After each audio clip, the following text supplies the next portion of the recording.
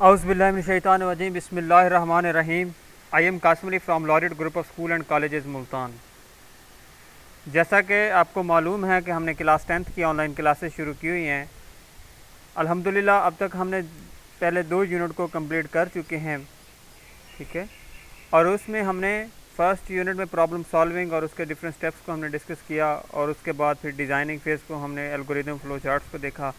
Unit number 2 में हमने data types वगैरह को देखा, variables, constants, different command, different statements. इसके अलावा हमने क्या कहते हैं कि आईडी इंटीग्रेटेड डेवलपमेंट एनवायरनमेंट किस तरह प्रोग्राम लिखते हैं, एक छोटा सा प्रैक्टिकल भी हमने इसमें देखा था। तो उसके बाद फिर हमने इनपुट स्टेटमेंट, आउटपुट स्टेटमेंट्स को डीपली डिस्कस किया। आज हम उन्हीं स्टेटमेंट्स का इस्तेमाल करते हुए, देखते हुए कि अब हमारे पास ये प्रोग्रामिंग में किस तरह वर्क करती हैं, इन स्टेटमेंट्स का कैसे इस्तेमाल किया जाए, थ्योरेटिकली अब देखते हैं, फिर इंशाल्लाह नेक्स्ट हम प्रैक्टिकल भी देखेंगे।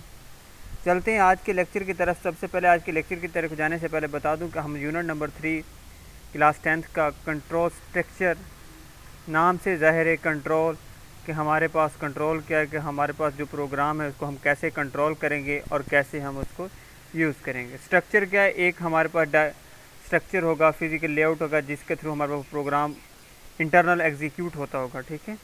आज का टॉपिक हमारे पास जस्ट है control structure and its types. देखते हैं कंट्रोल स्ट्रक्चर क्या है और इसकी टाइप्स क्या हैं। सबसे पहले हमारे पास कंट्रोल स्ट्रक्चर क्या है।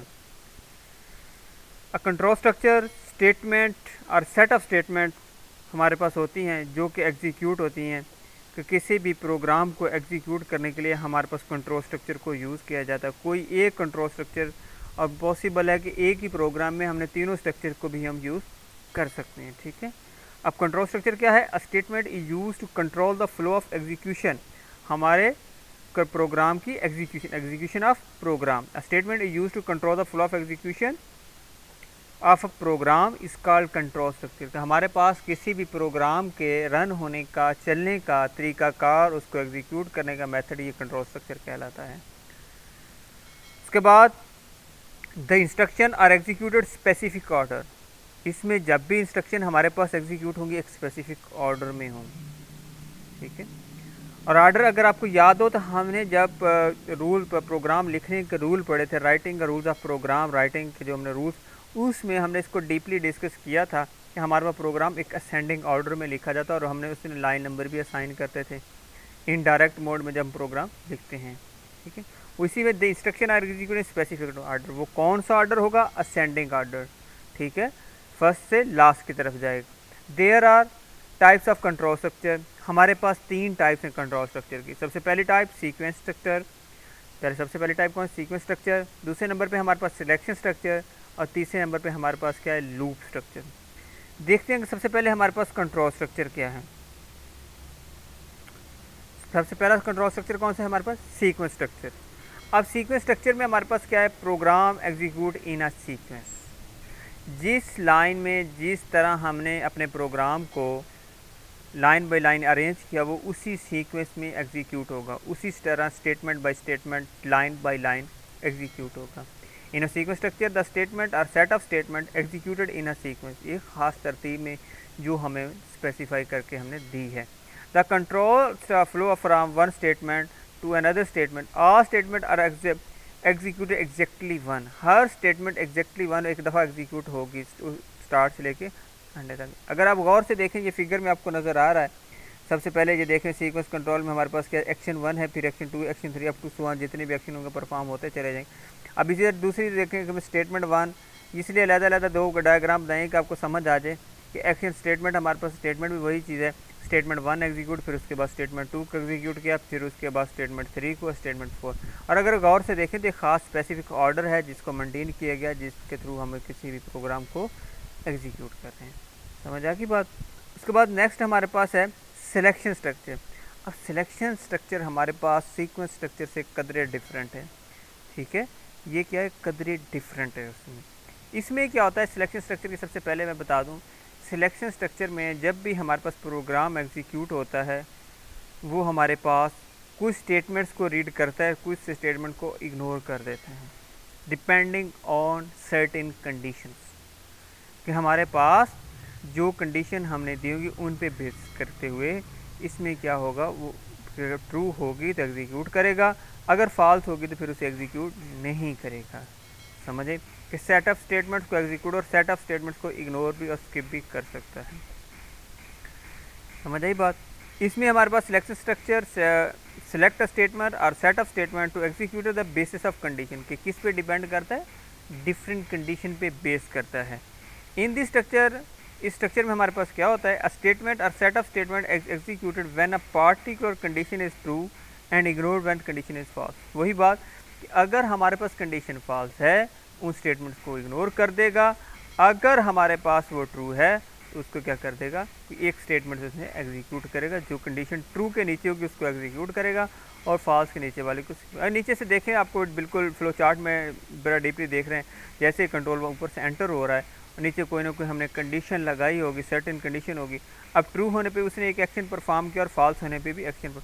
अब इसको हम यूँ भी कहें, ये टू वे डिसीजन स्ट्रक्चर है हमारे पास, टू वे डिसीजन स्ट्रक्चर। हमें दो डिसीजन करने का मौका मिला, एक हमारे पास क्या ट्रू होने पे होगा और एक फॉल्स होने पे। समझिए, अगर मैं इसकी एग्जांपल की बात करूं कि हमारे पास ज़ाहिर सी बात है, अगर हमारे पास किसी स्टूडेंट्स का रिज़ल्ट है तो अगर हमारे पास वो पास है तो सॉरी उसके पास नंबर ग्रेटर दैन 33 है तो वो पास हो जाएगा, अगर लेस दैन 33 है तो वो फेल हो जाएगा। ठीक है, अब फॉल्स पे भी कोई ना कुछ ने एक्शन परफॉर्म किया और ट्रू पे भी, और उसके बाद जिधर से भी आएगा और उसके बाद प्रोग्राम क्या हमारे पास एग्जिट हो जाएगा, एंड हो जाएगा, टर्मिनेट हो जाएगा। समझ आएगी, ये हमारे पास था सिलेक्शन स्ट्रक्चर। उसके बाद नेक्स्ट हमारे पास है loop structure, iterative structure, repetitive structure. इसके डिफरेंट नेम हैं, आइटरेटिव स्ट्रक्चर, रेपिटेटिव स्ट्रक्चर इसे कहते हैं हमारे पास। इसमें हमारे पास क्या होता है, लूप में हमारे पास कोई भी कंडीशन एग्जीक्यूट होती है। अब देखें कि हमारे पास बहुत सारे हमारे पास प्रोग्राम टेबल्स को देखें कि हमारे पास उन्हें बहुत सारी ऐसी वैल्यू जो रिपीट हो रही हैं, उनके लिए हम लूप स्ट्रक्चर को इस्तेमाल करते हैं। इनके लिए हम किसको करते हैं, लूप को। इसमें क्या होता है, इसकी अगर मैं मिसाल दूं, जिस तरह के एक धागे की नलकी है, उस पर अगर धागा देखते तो ख़ास कंडीशन तक वो लिपटा होता है, जब एंडिंग होती है उसके बाद ख़ास एक ही सर्कल में घूमता चला जाता है। ठीक है, तो ख़ास टाइम तक वो एग्जीक्यूट है। These control structure are the capitation structure, loop structure also execute statement और सेटमेंट रिपीटेडली। ये रिपीटेडली कंडीशन को एग्जीक्यूट कर जब तक कंडीशन ट्रू होती है। जब कंडीशन फॉल्स होगी टर कंट्रोल उसके बाद स्किप करके बाहर आ जाएगा और हमारे प्रोग्राम को टर्मिनेट कर देगा। These control structure execute the statement specific number of time, जो हम नंबर ऑफ टाइम गिवन करेंगे। समझ आई बात। कोई भी टेबल हम परफॉर्म करते हैं, कोई भी हमारे पास रेक्टेंगल वगैरह हमारे पास डिस्प्ले करवाने के लिए, ये हमारे पास उसके बाद ट्राइंगल्स वगैरह बनाने के लिए स्टैटिक में, इनमें हमारे पास इनको यूज़ किया जाता है। नंबर ऑफ प्रोग्राम फैक्टोरियल का हमारे पास है, जो आपने पढ़ा होगा फैक्टोरियल, उसके लिए हम लूप स्ट्रक्चर को यूज़ करते हैं। समझे। अब ये देखिए गौर से नीचे फिगर में आपको दिखाया गया, स्टार्ट है, उसके बाद इनिशियलाइजेशन है हमारे पास। पहले प्रोग्राम स्टार्ट हुआ, उसके बाद इनिशियलाइजेशन, कोई ना कोई वेरिएबल को कोई ना कोई वैल्यूज़ असाइन की, वो वैल्यू हमारे पास ट्रू हुई, कंडीशन ट्रू हुई तो स्टेटमेंट उसने एग्जीक्यूट, फिर वापस उसमें इंक्रीमेंट हुआ, इसमें नेक्स्ट का वर्ड यूज़ करेंगे या ठीक है, नहीं तो हमारे पास इंक्रीमेंट ऑपरेटर, जिससे हमारे पास उसमें कोई ना कोई वैल्यू नए सिरे से ऐड हो जाती है तो प्रीवियस वैल्यूज़ में जो इनिशियलाइजेशन से मिली होती है। उसमें क्या होता है, उसके बाद इंक्रीमेंट, फिर कंडीशन पे चला गया, फिर ट्रू। इवन ये उस वक्त तक चलता रहेगा सर्कल, अगर ये गौर से देखें कि ये यहाँ से लेके ये यहाँ से ये सर्कल उस वक्त तक चलता रहेगा जब तक हमारे पास कोई कंडीशन फॉल्स नहीं। हाँ, अगर इसमें हम कंडीशन सही तरह स्पेसिफाई नहीं करते तो पॉसिबल है कि हमारा प्रोग्राम इनफिनाइट टाइम चल जाए, जब हम कंडीशन को सही तरह स्पेसिफाई नहीं करते। समझ आई बात। ये हमारे पास क्या, कंडीशन को हमें ध्यान से स्पेसिफाई करना होता है। जैसे ही ये कंडीशन फॉल्स होगी, यहाँ से लूप कंट्रोल स्ट्रक्चर बाहर आ जाएगा और वो प्रोग्राम टर्मिनेट हो जाएगा। समझ, ये हमारे पास क्या था, लूप स्ट्रक्चर। समझ आई बात कि हमारे पास लूप स्ट्रक्चर क्या, किसी भी प्रोग्राम को आइटरेटिव मल्टीपल टाइम एग्जीक्यूट करवाने के लिए हम लूप स्ट्रक्चर का इस्तेमाल करते हैं। इसकी फर्दर हमारे पास जो आपने पढ़नी है, आपके पास सिर्फ दो टाइप्स हैं इसकी, in basic, while wend loop and for next loop. ठीक है, ये दो टाइप्स हम इंशाल्लाह डिस्कस करेंगे। अगर सी लैंग्वेज में बात करूँ तो उसमें हमारे पास क्या है, 3 टाइप्स हैं, वाइल लूप है, डू वाइल लूप है और फॉर लूप है। समझ आई। ठीक है, उसमें हमारे पास जो सिंटैक्स का डिफरेंस, वर्किंग तकरीबन इन सब की सेम होती है, जस्ट सिंटैक्स का डिफरेंस आता है। ये मैंने सबसे पहले लेक्चर में जब यूनिट नंबर 2 का मैंने स्टार्ट किया तो उस वक्त मैं बताई थी ये बात। ठीक है, आज हमने क्या लर्न किया, सबसे पहले कंट्रोल स्ट्रक्चर को देखा, फिर उसकी टाइप्स कौन कौन सी टाइप्स हैं, sequence structure, selection structure, loop structure, ये डायग्रामेटिकली हमने देखा। और जब भी ये प्रोग्राम अपने पास कभी भी आप लिखें, जब एग्ज़ाम में आप बैठे हैं लिखें, तो कोशिश करें ये फ़्लो चार्ट मस्ट बनाएं और ध्यान से ये neat and clean clear lead pencil का यूज़ करें या पेन का अच्छी तरह नीट एंड क्लीन बनाएं।